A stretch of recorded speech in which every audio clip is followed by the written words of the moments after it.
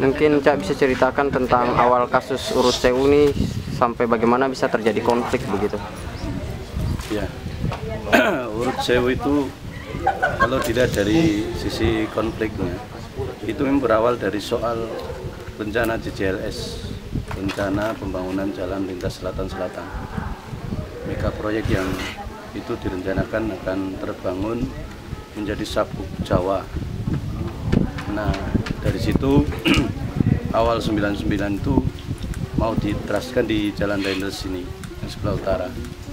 Tapi kemudian di tahun 2006, karena di utara itu ada penolakan yang bukan berarti tidak sepakat dengan pembangunan, tapi karena saat itu pemerintah dalam melakukan sosialisasi itu mengatakan bahwa rakyat selama ini menggunakan tanah jalan. Artinya ketika masyarakat mempunyai tanah dengan bersertifikat, itu sama saja sertifikatnya bohong, karena tidak diakui oleh mereka, dalam hal ini adalah tim pembebasan tanah saat itu, atau yang melakukan pembangunan di rencana JJLS itu. Terus dengan penolakan kemudian teras jalan dipindah ke selatan di jalan Diponegoro. Itu kemudian mereka mengatakan bahwa tanah tersebut adalah tanah non status di tahun 2006 itu. Nah, ketika mereka mengatakan itu tanah non status, kemudian kami masyarakat Urut Sewu secara tidak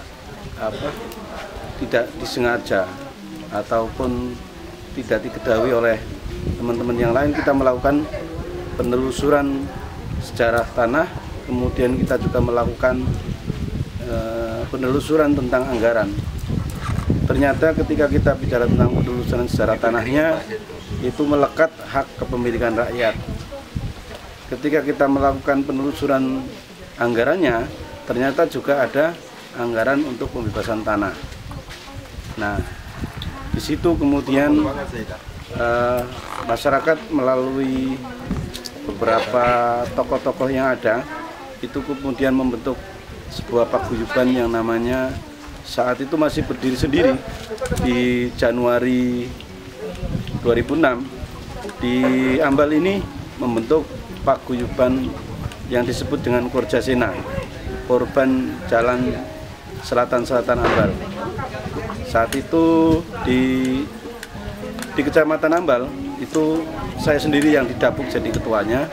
Terus untuk di desa-desa itu dari 6 desa itu kompak, ada satu nama yang beda, yaitu untuk di paguyuban di desa Kaibon. Di sana paguyuban namanya paguyuban petani Setaman.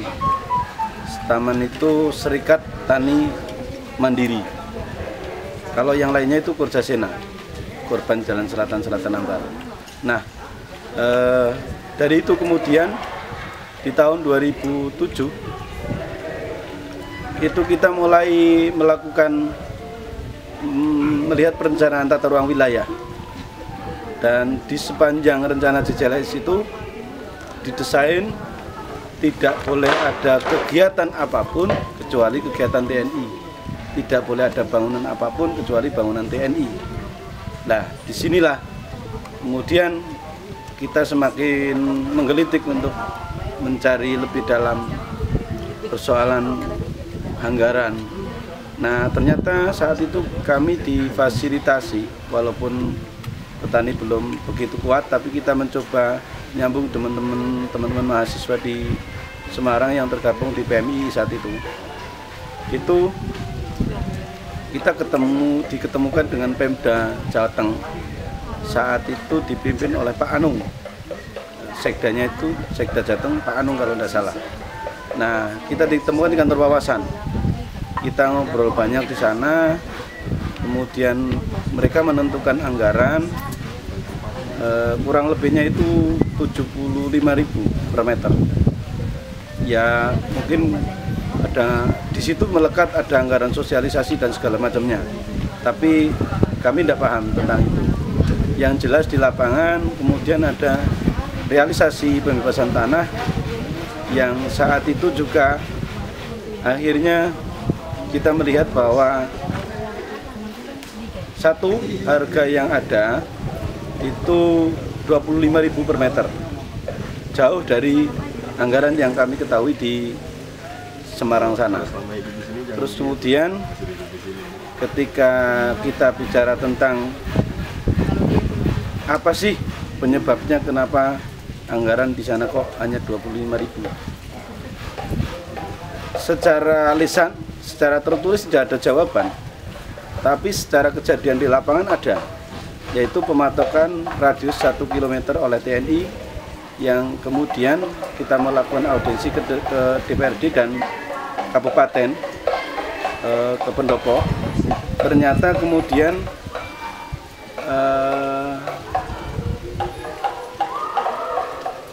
Koramil beserta Kodim itu mengeluarkan surat yang intinya bahwa Kodam itu minta ganti rugi aset yang terkena rencana JJLS itu di 2007.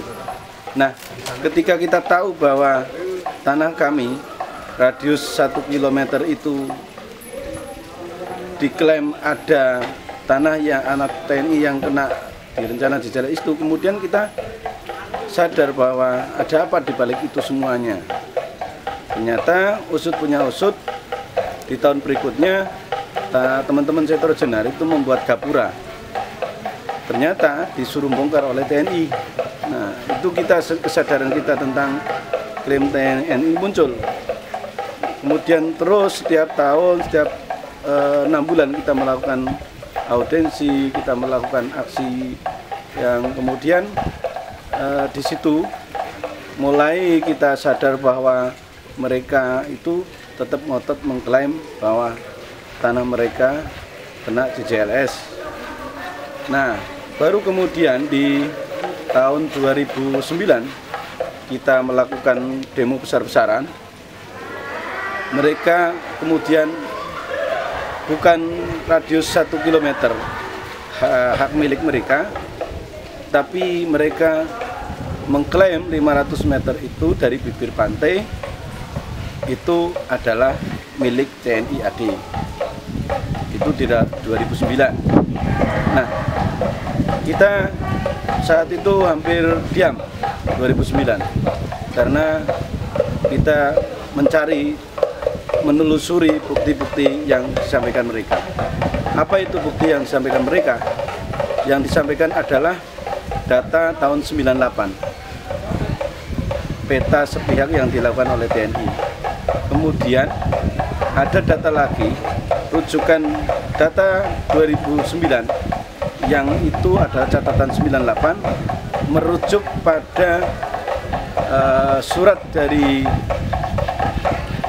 Kasih PBB Purworejo yang menyebutkan itu tanah diregistrasi oleh Menteri Keuangan radius 500 meter.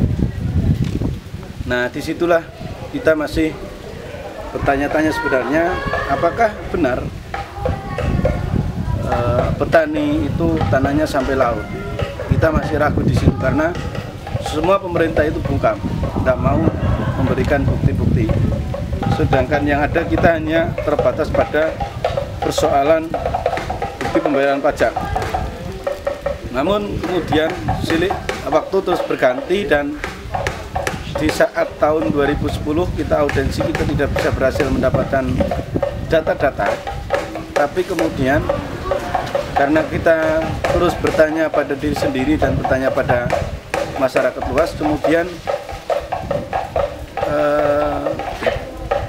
dengan adanya pematokan berikutnya yang dilakukan oleh TNI, kemudian kita semakin percaya. Ketika kita ngotot, mereka ngotot, berarti ada nilai kebenaran yang ada di petani itu. Nah, di tahun 2011 awal kita mulai dengan keyakinan kami berdasarkan SIP desa, karena saat itu kepala desa mulai terbuka di 2011, terbuka bahwa petani boleh melihat bukti atau C-Desa sebagai alat tunjuk bukti.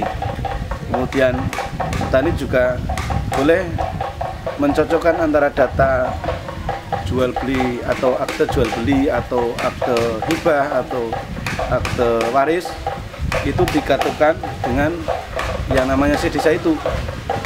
Nah, setelah Januari Februari kita sudah melekat ada bukti itu, kita kemudian melakukan audiensi ke DPRD, terus demo juga. Nah, akhirnya sampai di ujung kekuatan lagi itu 23 Maret 2011 kita melakukan aksi besar-besaran kurang lebih 5.000 massa. Kemudian itu kita berhasil mengungkap ada data tentang bahwa di Mirit itu sudah mendapatkan izin tambang. Itu. Nah, ternyata izin tambang itu muncul 2010. Yang sebenarnya di awal itu dimulai 2007 kita sudah melakukan penolakan. Nah, dengan adanya penambangan, dengan adanya data, kemudian kita saling tarik ulur.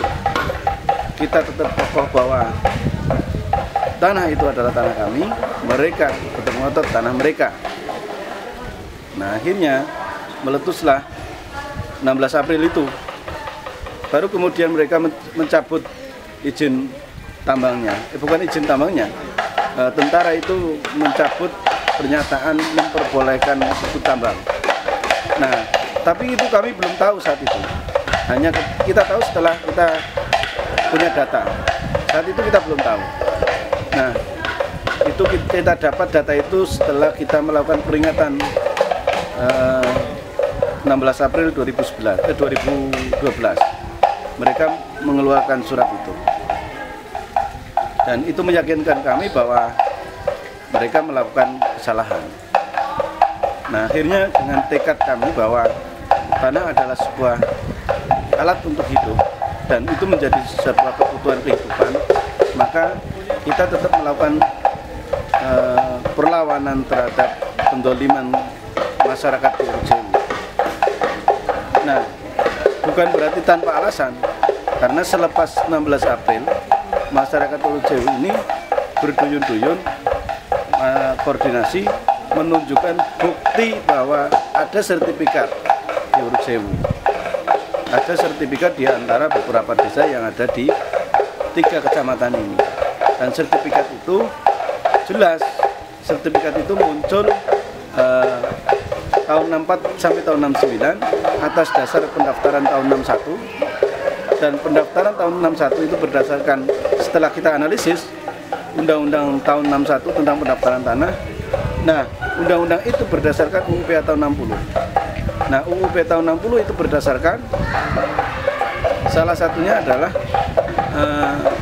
undang-undang tentang pembentukan daerah-daerah di bawah naungan provinsi masing-masing di setiap daerah. Kalau di Jawa Tengah ini adalah di bawah naungan provinsi Jawa Tengah. Jadi saat itu yang kayak Kadipaten Ambal itu melebur. Ya. Terus yang lain juga melebur. Nah, disitulah ada Karesidenan Kedu yang kemudian karena Karesidenan Kedu saat itu dengan Undang-Undang tahun 50 itu hilang. Kebumen menjadi langsung di bawah naungan Provinsi Jawa Tengah. Kita sadarakan dasar itu. UU PA, Undang-Undang tahun 50, kemudian dari undang-undang itu ternyata tidak lepas dari Undang-Undang 45 pasal 33 ayat 3, bumi, air, udara, dan yang terkandung di dalamnya itu dikuasai oleh negara, bukan dimiliki oleh negara. Kita sadar dengan itu, maka kita tetap melakukan perlawanan. Nah, perlawanan itu targetnya bahwa tanah kami yang sudah disertifikat dan sudah diakui oleh negara, jangan kemudian demi kehormatan kita, masyarakat, demi kehormatan TNI, demi kehormatan pemerintah, lantas kemudian mereka tetap ngotot mengklaim tanah mereka, tanah kami. Itu. Jadi bukan berarti kita melawan pemerintah tanpa alasan. Kita melawan karena kebenaran yang ada, yang sudah diakui oleh negara saat itu, jangan kemudian diklaim menjadi tanah milik negara atau tanah milik TNI. Nah, dari itu, dari kesadaran itu dan perlawanan itu, kemudian TNI pun berubah. TNI mulai 2014 itu tidak mengklaim tanah mereka, tanah milik mereka, tapi sudah mengatakan bahwa itu tanah negara. Tanah negara yang berasal dari peninggalan Kenil. Itu.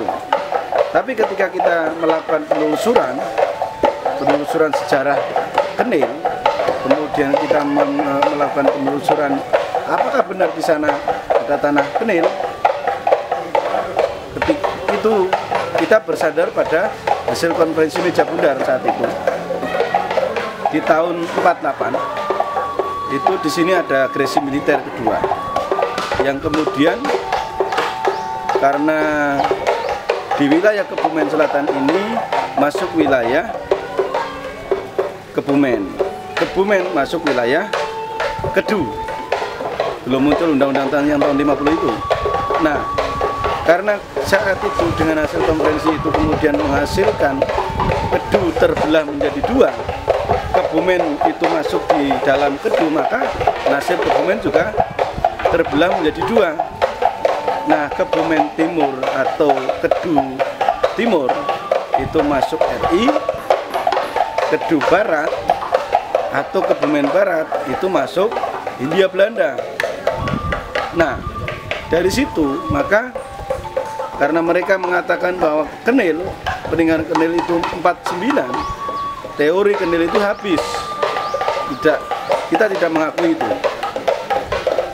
Tidak mengakui itu, dan kita semakin yakin bahwa sertifikat yang ada tahun 64 sampai tahun 69 yang menyebutkan bahwa tanah D5 persil paling akhir itu utara batasnya laut, utara batasnya kuburan, blok kuburan, yang selatan laut. Itu kami yakin. Walaupun kemudian ketika diukur itu masih ada sisa 150 kurang lebih, belum sampai bibir pantai. Dan kami yakin bahwa itu kebijakan saat dulu yang menghormati kita, menghormati rakyat. Ketika misalkan kalau itu harus suruh bayar, ya bayar pajak, otomatis kan kalau ketika itu kena arus laut itu akan rugi rakyat. Maka mereka dengan kebijakan yang saya yakin itu lebih bijaksana daripada yang sekarang, kami yakin juga bahwa itu adalah tanah desa. Nah, ketika itu kemudian kita penelusuran lagi menemukan data 98, peta yang dibuat oleh KPP Pratama Purworejo itu menyebutkan bahwa tanah selatan selepas desa, selepas sertifikat itu adalah GG, government ground, yang saat itu diakui itu tanah pemerintah desa. Kita membuat fakta atau mencari fakta.